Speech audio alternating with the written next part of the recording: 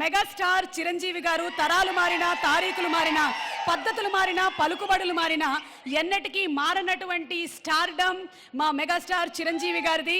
Padma Vibhushan megastar Chiranjeevi గారిని సభను ఉద్దేశించి మాట్లాడవలసిందిగా రిక్వెస్ట్ చేస్తున్నాము.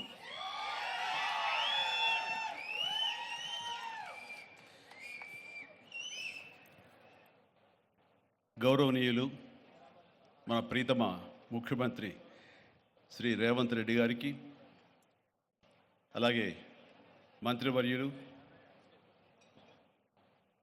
టూరిజం మినిస్టర్ జూపల్లి కృష్ణారావు గారికి, ఇతర శాసనసభ్యులకు, ఎంపీ పార్లమెంట్ సభ్యులకు, మా సీఎం రమేష్ గారికి, ఇతర ఆహ్వానితులకు, నాయకులకు, మీడియా మిత్రులకు, ఇక్కడ విచ్చేసినటువంటి ఆహ్వానితులకు, అలాగే ఇక్కడ పనిచేస్తున్నటువంటి కార్మికులకు, ప్రతి ఒక్కరికి నా హృదయపూర్వక నమస్కారాలు.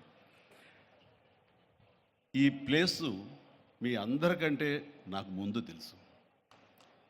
2000 సంవత్సరంలో రామ్దేవ్ ఇది ప్రారంభించినప్పుడు ఇక్కడ కొన్ని మొక్కలు పాంప్లెట్ వేసి మా ఇంటికి తీసుకొచ్చి, మీరు ఇల్లు కడుతున్నారు, ఏదైనా ఉపయోగపడుతుందో చూడండి అంటే వెంటనే ఎంత ముచ్చరేసిందంటే, ఎప్పుడో విదేశాలకు వెళ్ళినప్పుడు ఇలాంటి మొక్కలు, ఇలాంటి కళాకృతులు, ఇలాంటి అద్భుతమైనటువంటి సజీవ శిల్పాలు, జీవం ఉన్నటువంటి ఇలాంటివి చూస్తుంటే ఇలాంటివి మనం తీసుకెళ్ళిపోతే బాగున్నాయి, వాడ షిప్లో తీసుకెళ్తే బాగుండే అని అంత టెంప్ట్ అయ్యేవాడిని. అలాంటిది ఇక్కడ హైదరాబాదులో ఈ శివారుల్లో ఒకటి లభిస్తుందంటే కనుక చాలా ఆనందంగా ఉంటుంది. రామ్దేవ్ ఫస్ట్ ఆఫ్ ఆల్ నేను కూర్చున్న చోట బయట కనపడకుండా నాకు ఏదైనా ఫెన్సింగ్ లాగా ఉండాలి, అలాంటి గుబురుగా ఉండకూడదు అంటే అక్కడ చక్కగా కొమ్మల్ని ఒక ఫెన్సింగ్ లాగా అల్లి పైన మాత్రం గ్రీన్ ఉండేలాగా పెద్ద స్క్రీన్ చేశాడు. అది ఇప్పుడు చూస్తుంటే కనుక ఎంత బాగుంటుందంటే బయట నుంచి చూసేవాళ్ళకి నేను జైల్లో ఉన్నట్టు ఉంటుంది, అన్ని కటకటాల్లాగా ఉంటుంది.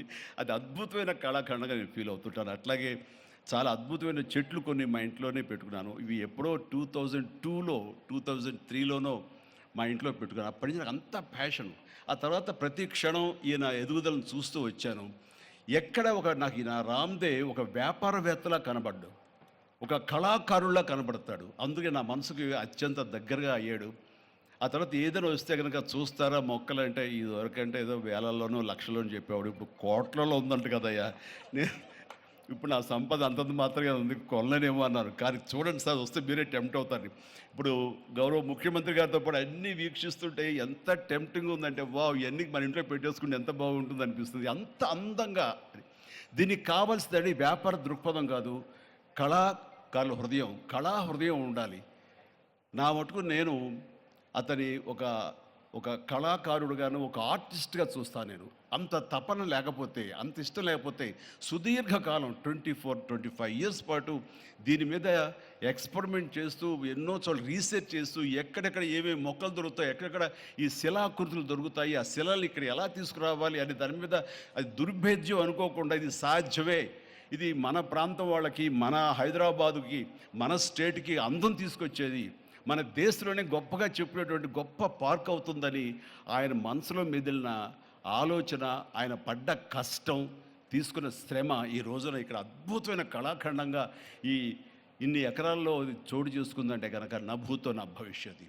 ఎవరైనా సరే అంత డబ్బులుంటే కనుక ఏం వ్యాపారం చేద్దాం, ఇంత స్థలం ఉంది కదా, దీన్ని ఎలా రియల్ ఎస్టేట్ చేద్దాం, దీన్ని ఏదో గవర్నమెంట్ వాళ్ళ మన్నలతో వాళ్ళ పర్మిషన్లతో తీసేసుకుని అక్కడ మనం మల్టీ స్టోరీ పెట్టుకుంటే ఆయన జీవితం కాదు కదా, తరతరాలుగా నిలిచిపోతాడు. అలా కాకుండా ఆయన కేవలం ఒక లోపల ప్యాషన్, చిన్నప్పటి నుంచి కాలేజీ రోజులో చదివే దగ్గర నుంచి, ఆర్ట్ కాలేజీలో చదువుతున్న దగ్గర నుంచి కూడా ఆయన మదిలో ఉన్నటువంటి ఆయన బ్రెయిన్ చైల్డ్, అలాంటి దాన్ని ఈ రోజున ఈ రూపం తీసుకొచ్చారంటే ప్రతి క్షణం, ప్రతి కార్నర్ ముఖ్యమంత్రి గారు చూసి ఎంత ముచ్చటపడిపోతున్నారంటే అంత ఇంత కాదు.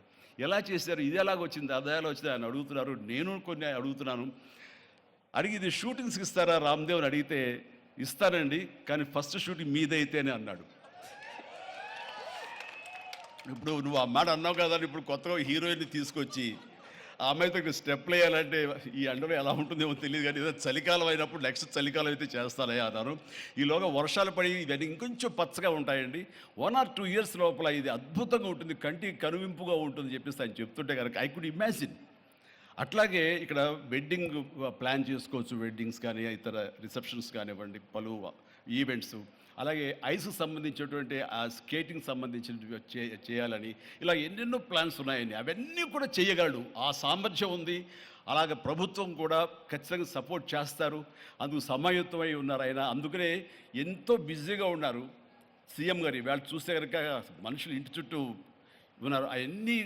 అవన్నీ పక్కకు పెట్టి, ప్రోగ్రామ్స్ అన్ని పక్కకు పెట్టి నిన్నటిదాకా ఆయన ఎలక్షన్ క్యాంపెయిన్ ఎక్కడో చేసి వేరే రాష్ట్రాల్లో వచ్చి రామ్దేవ్ మీద ఈ ప్లేస్ మీద ఎంతో ప్రేమ లేకపోతే, ఇలాంటి దాన్ని మనం ఎంకరేజ్ చేయాలి అని ఆయన ఉద్దేశం లేకపోతే ఇంత ఓపికగా ఈ ఎండ్లో ఆయన వచ్చేవారు కాదు. ఫస్ట్ ఆఫ్ ఆల్ ఆయన ఇక్కడికి వచ్చి దీన్ని ఎంకరేజ్ చేస్తున్నందుకు వారికి మనస్ఫూర్తిగా అభినందనలు తెలియజేస్తున్నాను ముఖ్యమంత్రి గారికి. ఎందుకంటే అలాంటి వాళ్ళు అనుకుంటేనే, వాళ్ళ కళ్ళలో పడితేనే, వాళ్ళు ఇంప్రెస్ అయితేనే దీనివల్ల ఎంతోమందికి ఉపాధి కలుగుతుంది, ఇది ఎంతోమందికి కనువిందు కలుగుతుంది. మరి ఎంతోమంది ఈ ప్లేస్ని వాళ్ళ ఈవెంట్స్కి ఉపయోగించుకుంటారు. తద్వారా టూరిజం పెరుగుతున్న ఉద్దేశంతో కూడా మన జూపల్లి కృష్ణారావు గారు దీన్ని ఎంకరేజ్ చేయడం కోసం సమాయత్తమై ఉన్నారు. అలా ప్రభుత్వ సహకారాలు దీనికి మెండుగా ఉంటాయని ఆశాభావం వ్యక్తం చేస్తూ, మీరు ఏదైతే కనుక ఊహించారో రామ్దేవ్, అది త్వరలో ఖచ్చితంగా అవుతుంది. ఇవి అద్భుతమైనటువంటి ఒక ల్యాండ్ మార్క్ అవుతుంది, ఒక కళాకృతి అవుతుంది. అది రాష్ట్రానికి వన్నీ తీసుకొస్తుంది. హైదరాబాద్కి తలమానికంగా ఉంటుంది. ఒక హైదరాబాద్ ఒక ఇల్లు అనుకుంటే ఇంట్లో ఒక అద్భుతమైన పెయింటింగ్ పెట్టుకుంటే ఎంత బాగుంటుందో ఆ పెయింటింగ్ ఈ రోజున ఈ